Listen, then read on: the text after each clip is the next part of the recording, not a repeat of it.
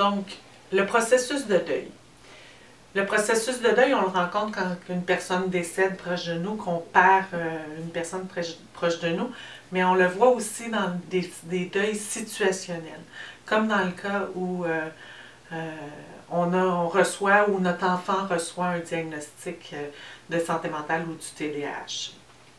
Le deuil, c'est une étape de souffrance et de tristesse qui se succèdent, puis qui laisse place à un moment donné à l'acceptation de la situation. Le terme a été inventé par Freud dans les années 1900. Plusieurs l'ont adapté, mais ici on va parler du concept de deuil en 5 étapes. Des fois on va entendre 7 étapes, des fois ça va être un peu plus, un peu moins. Donc, on parle du choc et du déni, de la colère, du marchandage, de la dépression ou de la tristesse et de l'acceptation. Donc, ces 5 étapes-là, ce qui est important de savoir, c'est que ce n'est pas linéaire. C'est plus sous une forme de spirale.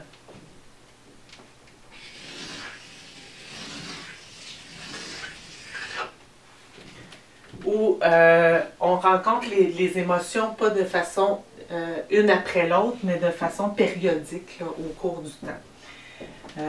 Ça commence par le choc et le déni.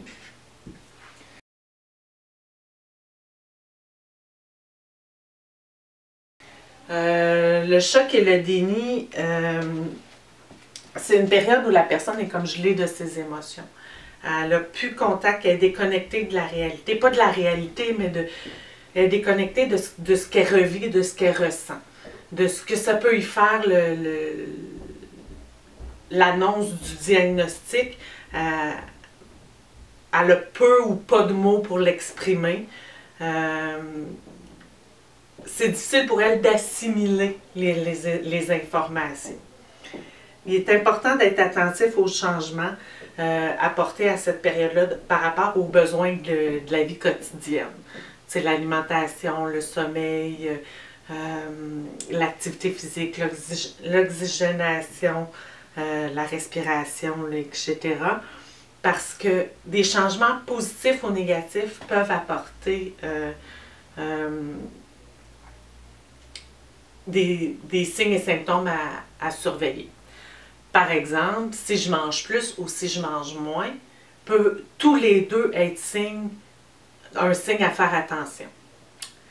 Il est important, oui, ça je l'ai dit, souvent dans un cas de diagnostic chez un enfant, une éducatrice ou un enseignant peuvent être attentifs à des signes et symptômes.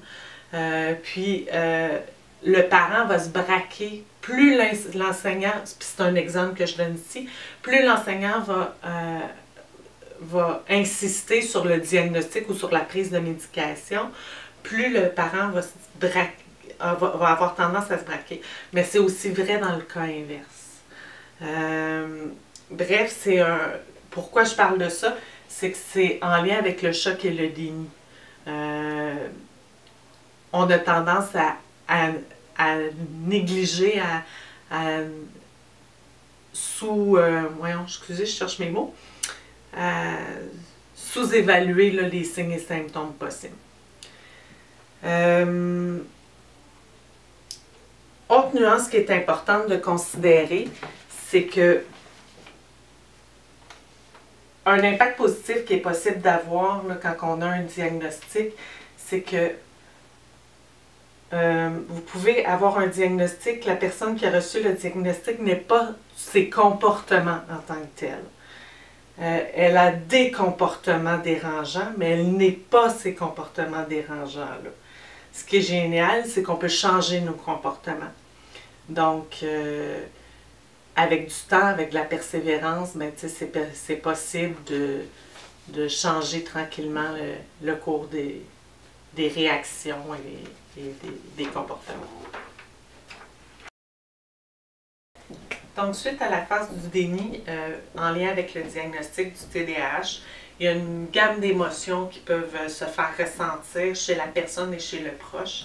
l'individu peut ressentir autant du doute, de l'impuissance, du soulagement, de la culpabilité, de la souffrance.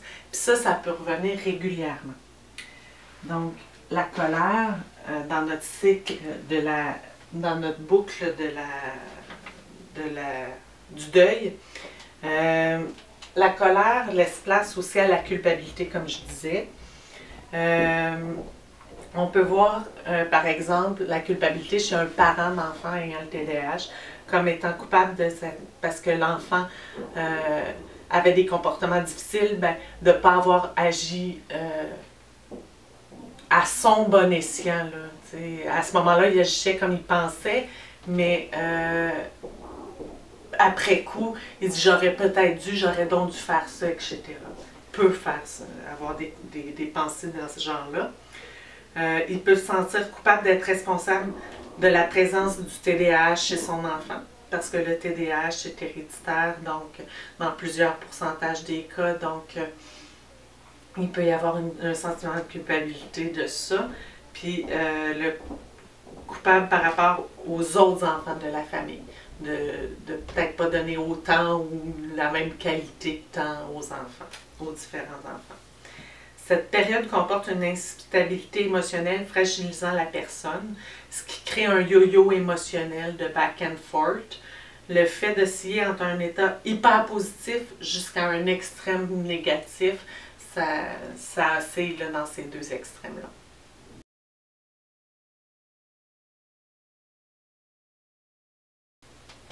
Le marchandage maintenant. Qu'est-ce que le marchandage? C'est une instabilité émotionnelle qui mène l'individu à négocier un petit peu avec la vie, avec lui-même, avec la situation, parce qu'il voudrait revenir en arrière.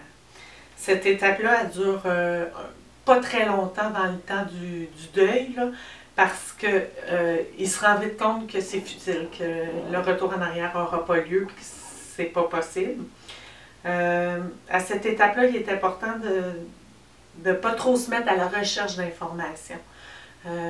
Oui, s'informer sur son diagnostic, c'est important, mais attendre un petit peu parce que les émotions sont trop vives, sont trop intenses, donc l'objectivité est moins présente. Ce qui est important de noter, c'est que à l'étape du marchandage, ce qui amplifie le marchandage plutôt, c'est les étapes de la vie. On se met à calculer un petit peu, oui, mais à cette période-là, ça allait bien. Donc, je ne devais pas avoir de TDAH. Puis à cette période-là, ça allait moins bien. Peut-être j'en ai un. Fait qu'on essaie de calculer un petit peu là, à travers notre histoire là,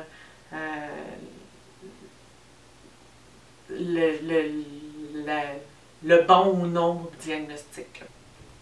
La dépression et la tristesse. L'étape de la dépression puis de la tristesse, c'est une étape où on est conscient de la perte est réelle, durable, permanente et bel et bien présente finalement. Les émotions intenses comme la dépression et la tristesse envahissent la personne en deuil. C'est à ce moment-là que la personne a l'impression d'être submergée de douleur et de peine. Souvent, ça va être une étape où la culpabilité par rapport au passé. J'aurais dû faire mon diagnostic avant. Ah oui, j'ai fait telle action. C'était en lien avec mon TDAH. Si j'avais su telle chose, etc. Rend la situation plus difficile. L'anticipation du futur, pardon, rend la situation plus difficile aussi. Si vous êtes parent et que vous devez malheureusement vous allez sûrement devoir être confronté à des commentaires du genre. Tu manques d'autorité. C'est un enfant roi. Laisse-moi là. Je vais te le mettre au pas. C'est normal. Voyons, c'est juste un enfant. Aujourd'hui, tous les enfants sont TDAH. C'est une mode. Tes enfants devraient faire plus de sport. Allez jouer dehors. Vous droguez vos enfants. Le Ritalin rivalise avec les MMM. Tu achètes la paix en médicamentant tes enfants. Ne vous laissez pas influencer par tous ces préjugés. Personne mieux que vous connaissez votre enfant. Ayez confiance en votre jugement. Il est compréhensible qu'il soit difficile d'accepter cette différence.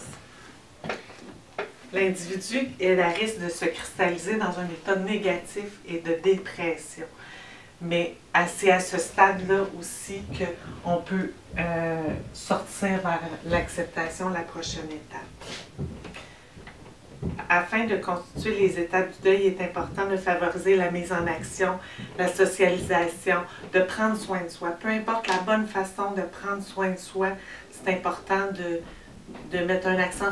On parlait tout à l'heure des besoins de base, mais aussi les besoins secondaires, comme la socialisation, justement, puis